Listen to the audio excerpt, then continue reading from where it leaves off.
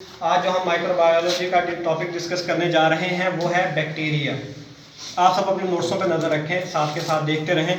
Bacteria पहले हम देखेंगे डिस्कवरी, उसके बाद हम देखेंगे कि बैक्टीरिया होता क्या है, उसके बाद हम देखेंगे कि क्लासिफिकेशन ऑफ बैक्टीरिया क्या है, किस किस फॉर्म में इसको क्लासीफाई किया जाता है। सबसे पहले देखते हैं जी, डिस्कवरी को डिस्कस करते हैं। सबसे पहले बैक्टीरिया को 1673 में ल्यूवन हुक ने डिस्कवर किया था, जिसने इसको नाम दिया था लिटिल एनिमल का। ल्यूवन हुक ने 1673 में दरियाफ्त किया था और उसे लिटिल एनिमल का नाम दिया था। उसके बाद 1773 में एक साइंटिस्ट फ्रेडरिक मलर उसने इन्हें नाम दिया बेसिलाई का। बेसिलाई में आगे चल के क्लासिफिकेशन में आपको बताता हूँ कि बेसिलाई होते क्या हैं। ठीक है, इन 1850s में इसकी डिस्कवरी जो थी ना, यानी कि जो इसको नाम देने का प्रोसीजर था वो कंप्लीट हुआ। वो किसने किया? कैसिमीर बेवीन, जिसने इन्हें नाम दिया बैक्टीरिया का। ये आपसे एमसीक्यूज में पूछा जा सकता है कि बैक्टीरिया डिस्कवर किसने किया, तो आपने बताना है ल्यूवन हुक ने डिस्कवर किया। कब डिस्कवर किया? 1673 में। तो ल्यूवन हुक ने इनको क्या नाम दिया? आपने उसे बताना है लिटिल एनिमल का। तो बैक्टीरिया को उसका बैक्टीरिया नाम किसने दिया? कैसिमीर बेवीन ने नाम दिया। ठीक है, आगे चलते हैं जी। बैक्टीरिया होता क्या है? बैक्टीरिया एक माइक्रोस्कोपिक यूनिसेलुलर प्रोकैरियोटिक ऑर्गेनिज्म है, यानी कि माइक्रोस्कोपिक, जो कि माइक्रोस्कोप के बगैर नजर नहीं आते, अनएडेड आई से नजर नहीं आते। यूनिसेलुलर एक सेल पर मुश्तमिल होते हैं। प्रोकैरियोटिक से मुराद इनकी सेल मेम्ब्रेन, जो न्यूक्लियस होता है उसके बाहर मेम्ब्रेन नहीं होती। ठीक है, कैरेक्टराइज्ड बाय, जिनकी शनाख्त, कैरेक्टराइज का मतलब होता है शनाख्त की जाती है, by lack of membrane around nucleus, यानी कि न्यूक्लियस के गिर्द मेम्ब्रेन की कमी होती है, इससे इनकी शनाख्त होती है। ठीक है, एंड मेम्ब्रेन बाउंड ऑर्गेनेलिज, और मेम्ब्रेन बाउंड ऑर्गेनेलिज की भी लैक है, कमी है बैक्टीरिया में। समझ आई? यानी कि वो कहना यह चाह रहा है कि characterized by lack of membrane around nucleus, यानी कि न्यूक्लियस के गिर्द मेम्ब्रेन नहीं होती, वहां पर लैक है, कमी है। एंड मेम्ब्रेन बाउंड ऑर्गेनेलिज, और मेम्ब्रेन बाउंड यानी कि ऑर्गेनेलिज के गिर्द मेम्ब्रेन नहीं है। मेम्ब्रेन बाउंड ऑर्गेनेलिज यानी कि मेम्ब्रेन से घिरी हुई ऑर्गेनेलिज, उनकी भी लैक है, कमी है। Classification of bacteria on the basis of cellular morphology, क्योंकि आपके पेपर में क्वेश्चन आना है 5 नंबर का, हम इसको उसी लिहाज से डिस्कस कर रहे हैं। ठीक है, क्लासिफिकेशन उनकी शनाख्त के लिहाज, की शक्ल के लिहाज से, उनकी सूरत के लिहाज से उनको किस अक़साम में क्लासीफाई किया जाता है। सेलुलर मॉर्फोलॉजी ये होती है the general appearance of a cell when placed under the compound light electronic microscope.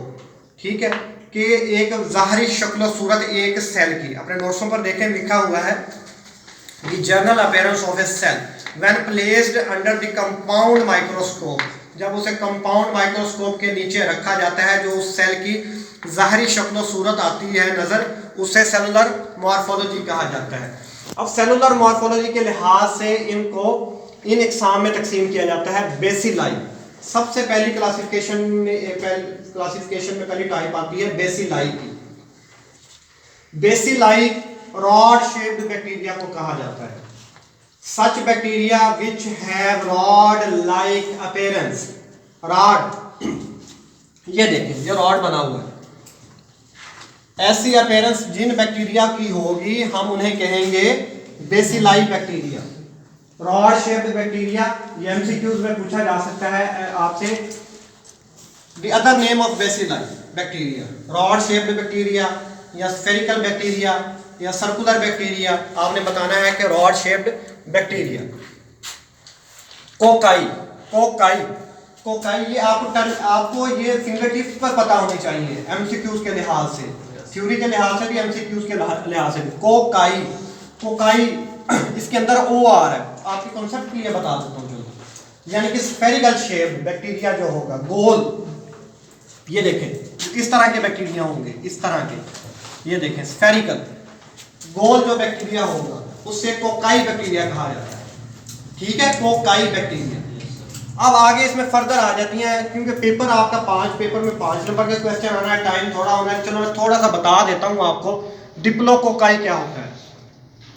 जब दो कोकाई, दो स्फेरिकल बैक्टीरिया इकट्ठे जुड़े हों, आपस में इकट्ठे जुड़े हों, तो उसे कहा जाता है डिप्लोकोकाई। डिप्लो से मुराद दो cocci bacteria, two cocci, two coccus bacteria joint together are present together are known as diplococci. ये देखो, ये डिप्लोकोकाई है। ठीक है, ये डिप्लोकोकाई। उसके बाद आ जाता है streptococci. when the cocci bacteria, when the spherical shaped bacteria are present in the form of a chain, जब कोकाई बैक्टीरिया एक चेन की शक्ल में पाए जाए, साइकिल की चेन होती है ना, उसे जब देखा जाए तो वो इस तरह की बनती है, इस तरह की। अगर सीधी रखें तो इस तरह की, फिर इस तरह भी बन जाती है। ठीक है, इस तरह भी हो जाती है। ये कौन से बैक्टीरिया हैं जो चेन में पाए जाते हैं? स्ट्रेप्टोकोकाई। स्ट्रेप्टोकोकाई, स्ट्रेप से मुराद होता है चेन, पट्टी, स्ट्रेप्टोकोकाई। ठीक है, स्टेफिलोकोकाई, ये कोकाई की अगली फॉर्म है, कोकाई बैक्टीरिया की अगली फॉर्म है स्टेफिलोकोकाई। स्टेफिलोकोकाई ऐसे बैक्टीरिया जिसमें कोकाई, जो कोकस बैक्टीरिया है, स्फेरिकल शेप्ड बैक्टीरिया हैं, वो इकट्ठे जुड़े हुए हैं, किसकी फॉर्म में? क्लस्टर की फॉर्म में, गुच्छे की फॉर्म में, जैसे अंगूरों का गुच्छा होता है। इस शक्ल के जो बैक्टीरिया होंगे वो स्टेफिलोकोकाई बैक्टीरिया कहलाएंगे। ये देखें, ये क्लस्टर में पाया जा रहा है, ये देखें ग्रेप लाइक स्ट्रक्चर, ये देखें, ये है स्टेफिलोकोकाई। ये देखें, ये स्टेफिलोकोकाई है, स्टेफिलोकोकाई ये वाला। ठीक है, यानी कि अंगूर के गुच्छे की तरह की जो बैक्टीरिया शक्ल होगी जिनकी, वो स्टेफिलोकोकाई बैक्टीरिया कहलाएंगे। उसके बाद आ जाते हैं जी क्लासिफिकेशन के अगला तीसरी टाइप की तरफ आ जाते हैं स्पाइरल्स। स्पाइरल से मुराद spring shaped bacteria. Spring shaped bacteria जो भी होगा उन्हें स्पाइरल्स कहा जाएगा। इसमें फर्दर विब्रियोज भी आ जाते हैं, स्पाइरिला भी आ जाता है। ठीक है, विब्रियोज, स्पाइरिला। विब्रियोज क्या होते हैं? Coma shaped bacteria. कोमा नहीं लगाते इंग्लिश में, कोमा लगाते हैं। कोमे की शक्ल का जो बैक्टीरिया होगा, comma shaped bacteria is known as vibrio. Single bacteria vibrio कहेंगे, अगर मल्टीपल बैक्टीरिया होंगे कोमा शेप्ड के, उन्हें विब्रियोज कहा जाएगा।